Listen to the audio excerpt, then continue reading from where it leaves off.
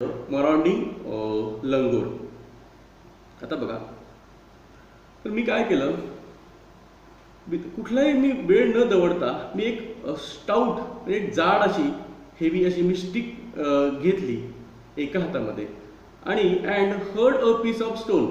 हर्डचा अर्थ इथं through forcefully म्हणजे दगड घेतले आणि मी जोर जोरात तो जो मरांडी लंगूर होता. मरांडिंगचा अर्थ इथं आहे searching for something to steal or attack. म्हणजे काहीतरी एखादी गोष्ट चोरी करण्याच्या उद्देशाने किंवा अटॅक करणारा जो काही माकड होतं त्या दिशेने मी हे दगड मारायला मी सुरुवात केली. The langur was so infuriated that it hardly took any notice of my assault. असल्टचा अर्थ इथं अटॅक. तर बघा, तो इतका क्रोधित झालेला होता तो लंगूर नर प्रजातीचा की त्याला अगदी त्याच्या लक्षात सुद्धा आलं नाही, क्वचित नाही हार्डली त्या लक्षात मी आलं नाही की मी त्याच्यावरती अटॅक करतोय ते.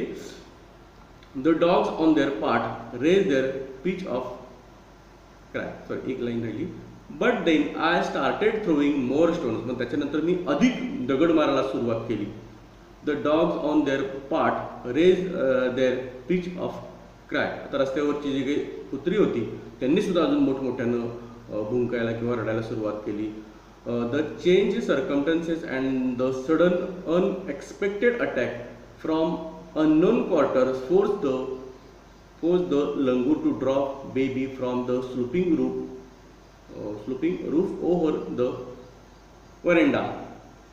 आता ही बदललेली परिस्थिती आणि अचानक झालेला अटॅक ह्या जो मेल लंगूर होता त्याच्या लक्षात पण आलं नाही आणि त्याला एक गोष्ट लक्षात, अचानक अटॅक झाल्यामुळे त्यानं काय केलं, त्याला ते भाग पडलं की आपल्या हातात जे त्यानं ते पकडलेलं जे बाळ होतं, पिल्लू होतं त्या वानराचं, त्याला त्यानं सोडून दिलं आणि ते घरगळत जे रूपचं जे वरचं त्या रूपवरून ते घरगळत खाली येत होतं बघा द वरांड्याच्या. The baby was listless and appear to be dead.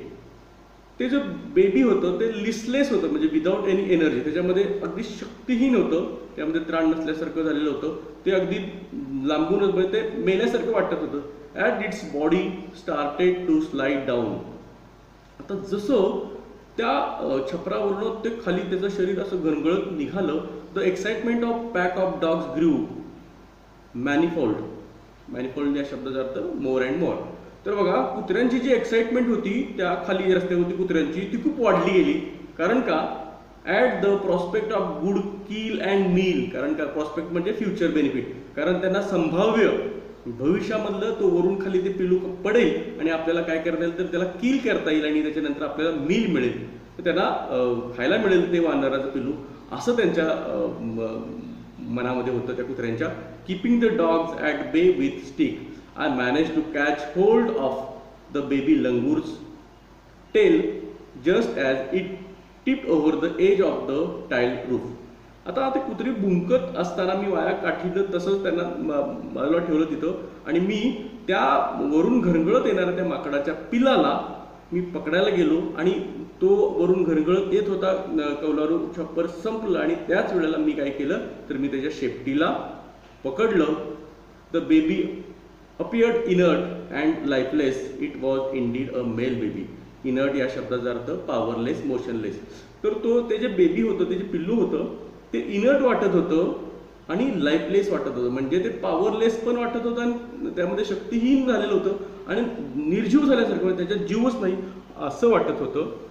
आणि खरोखरच ते एक मेल बेबी होतं, म्हणजे नर जातीचं ते वानराचं पिल्लू होतं. But this time my parents and sisters had come out onto the veranda and were witnessing my rescue operation. पण त्याच दरम्यान त्यावेळेलाच लगेच माझे पालक आणि माझ्या बहिणी ह्या लगेच त्या वरांड्यामध्ये आल्या आणि त्या पाहत होत्या की मी हे जे काही रेस्क्यू ऑपरेशन कसं करतो, म्हणजे त्या वानराची सुटका करण्याचं माझी जी मोहीम चालली होती हे मी कसं करतो हे मी त्या पाहत होत्या. Some of our neighbours had also gathered in the distance. काही अंतरावरती आमचे काही शेजारी सुद्धा तिथे गोळा झाले होते.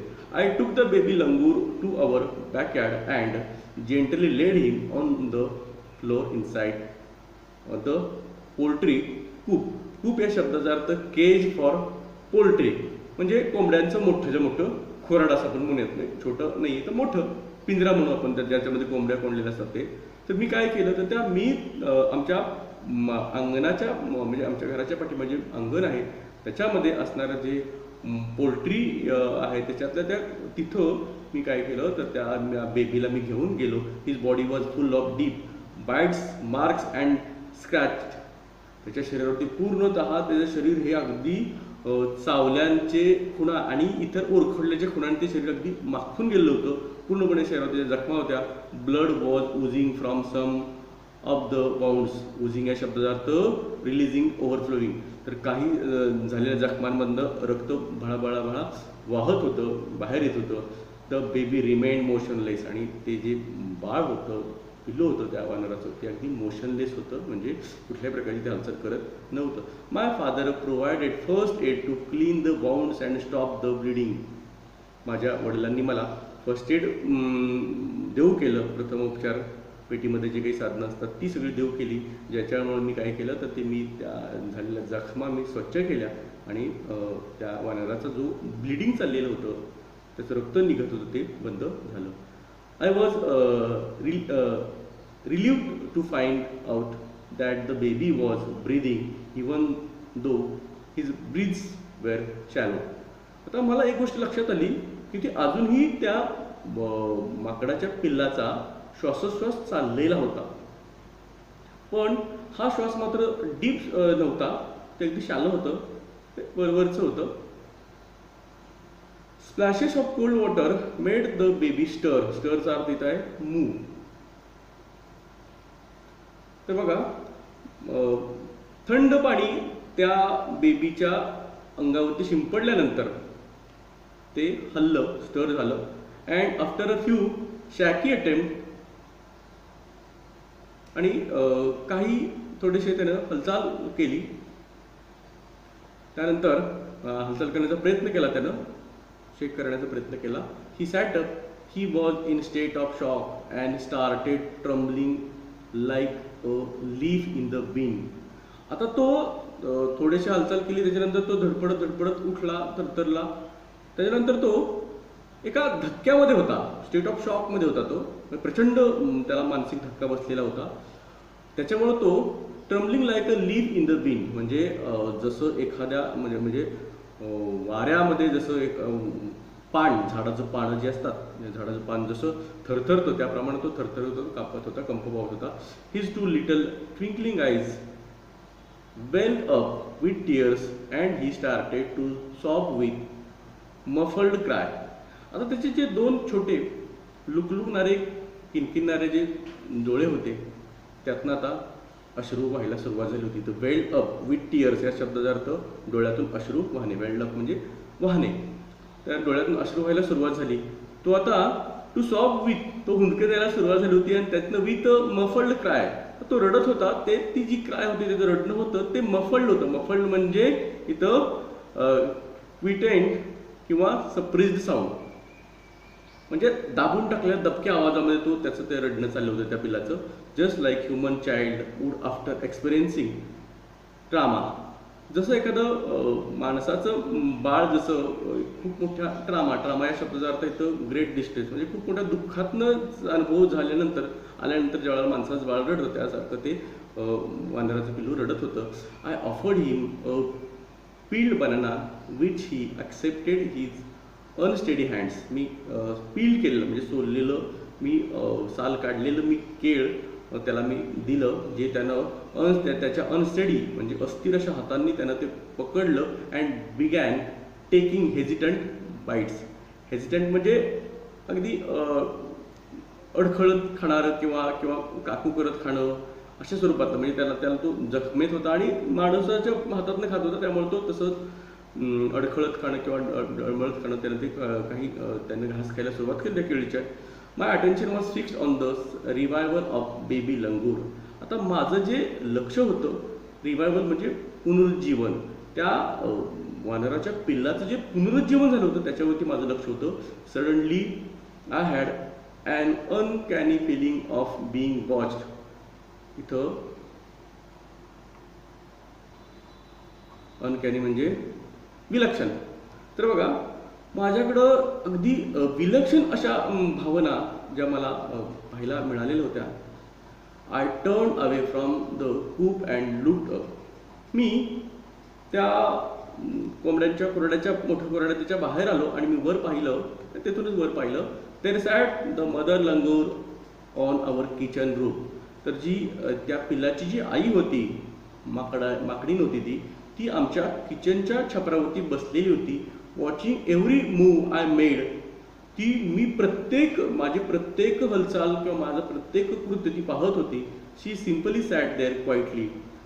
ती अगदी शांतपणे बसून राहिलेली होती. As if convince that no harm was being done to her child. आणि तिला खात्री पटलेली होती की माझ्या ह्या पिल्लाच्या बाबतीत कुठल्याही प्रकारचं कुणी त्याला हार्म पोहोचवलेलं नाही आहे, म्हणजे या माणसांकडून कुठल्या प्रकारे त्याला इजा झालेली नाही आहे. Meanwhile the baby sensed the presence of his mother and started to sob and cry a little louder. तर तेवढ्या दरम्यान त्या बाळाला आपल्या आईचं अस्तित्व त्याला जाणवलं आणि त्यानं थोडंसं मोठ्या आवाजामध्ये परत हुंदक्या देण्याने रडायला सुरुवात केली. I retreated from the door and of the coop to allow the mother access to her baby.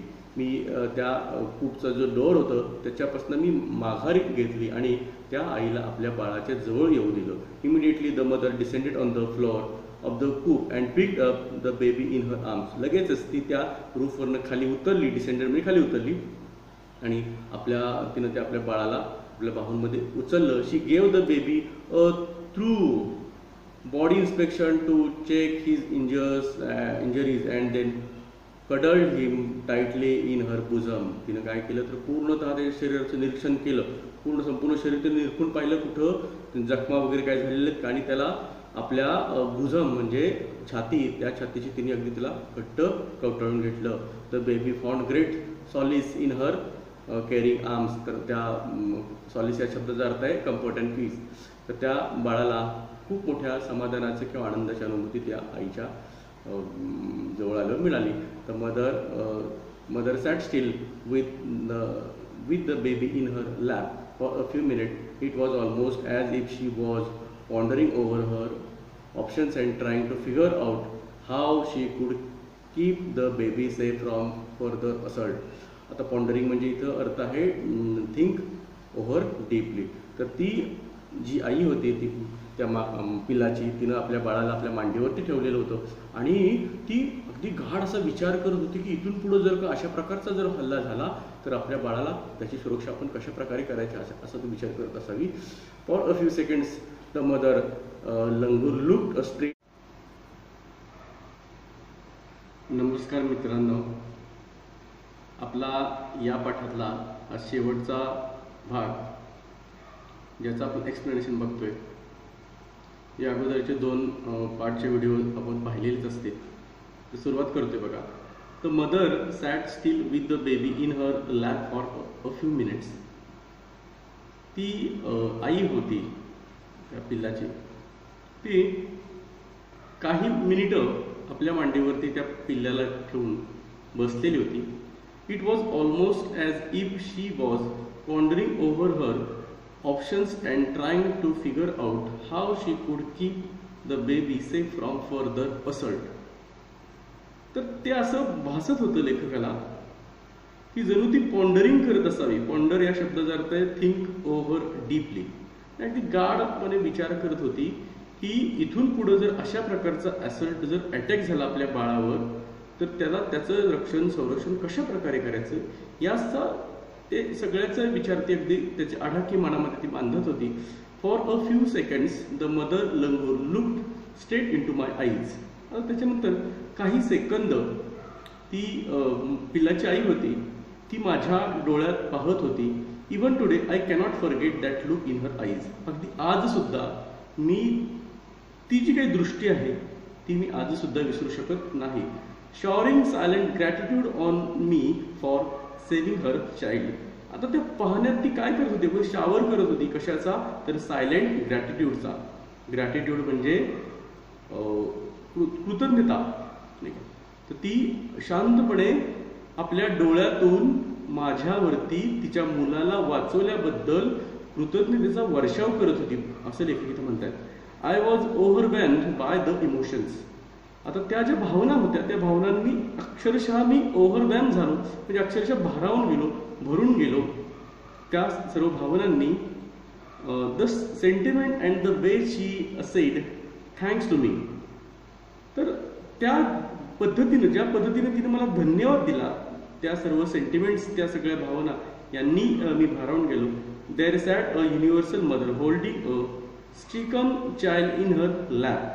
तर तिथं एक युनिव्हर्सल मदर बसलेली होती. युनिव्हर्सल या शब्दाचा इथं अर्थ आहे existing everywhere or involving everywhere, म्हणजे जिथं अस्तित्व सर्वत्र आहे, जिचं अस्तित्व अथवा जिच्यामध्येच सर्वच काही समाविष्ट आहे अशी, म्हणजे अगदी वैश्विक आई बसलेली होती. Stricken child in her lap. Stricken या शब्दाचा earth to be hit hard सफर, म्हणजे ज्याला खूप जोरात मार लागलेला आहे किंवा जे दुखावलेलं आहे, सफर झालेला आहे, त्याला पकडलेलं होतं, तिच्या मांडीवरती होतं ते. Then in a flash she jumped with her baby clinging to her Bailey.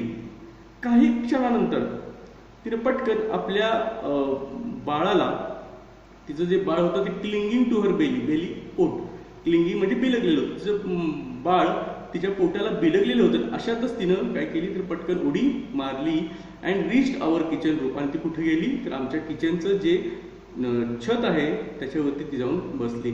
She surveyed the area for the vicious male langur and then left away in the direction opposite to the place of the violent encounter. त्यानंतर बघा, तर तिनं त्या एरियामध्ये सर्वे काही पाहणी केली त्या एरियामध्ये जिथं तो विशस म्हणजे तो दुष्ट, विशेषचा अर्थ इथं इव्हिल विकिड, तो दुष्ट मेल लंगूर कुठं आहे का, ते वानर आहे का की ज्यानं तो अटॅक केला होता, ते तिनं पाहिलं. आणि त्याच्यानंतर जिथं हा एन्काउंटरचा जो हिंसकाचा एन्काउंटरचा प्रसंग जिथं झालेला होता त्याच्याबरोबर विरुद्ध दिशेने ती उडून मारून निघून गेली. The brief meeting with the mother and the baby langur convinced me that.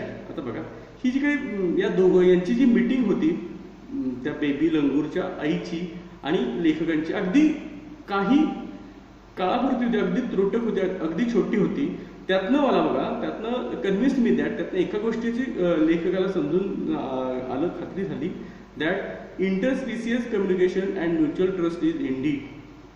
तर आंतरप्रजातीय जे संभाषण आहे, स्पीसीज म्हणजे प्रजाती, तर त्या आंतरप्रजातींमधलं जे काही संभाषण आहे आणि म्युच्युअल ट्रस्ट आहे, म्हणजे एकमेकांवरचा जो विश्वास आहे, दोघांकडनंचा विश्वास आहे, तो हा खरोखर तो खरा आहे. Is indeed a reality. ती खरोखर जे काय आहे तर ते वास्तव आहे. And should anyone strike the right chord. आणि प्रत्येकानं हे अगदी त्यातला जो काही तो बंद आहे, जो धागा आहे, तो त्यातल्या प्रत्येकानं तो जाणून घेतला पाहिजे.